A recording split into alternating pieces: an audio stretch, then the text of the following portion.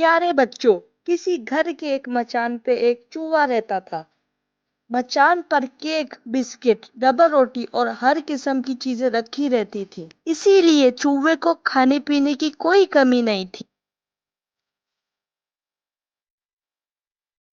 اگر کوئی بلی آتی تو جھٹ پٹ بھاگ کر اپنے بل میں گھس جاتا۔ ایک دن چوہا اپنی ماں سے بولا، گھر والوں نے ایک چھوٹا سا اور خوبصورت سا گھر بنایا ہے۔ یہ گھر لکڑی اور تار سے بنایا ہے۔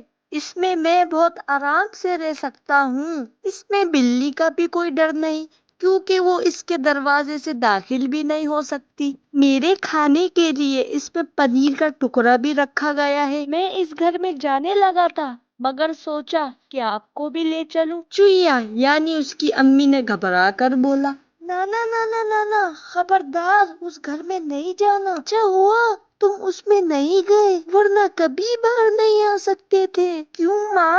ارے نادان، جسے تو گھر سمجھ رہا ہے وہ ایک قسم کا جال ہے، جال جو تجھے پکڑنے کے لیے لگایا گیا ہے، اور پنیر تجھے لالچ دینے کے لیے رکھا گیا ہے تاکہ تو اندر چلا جائے۔ خیریت تو اسی میں ہے کہ کبھی بھول کر اس کے پاس مت جانا۔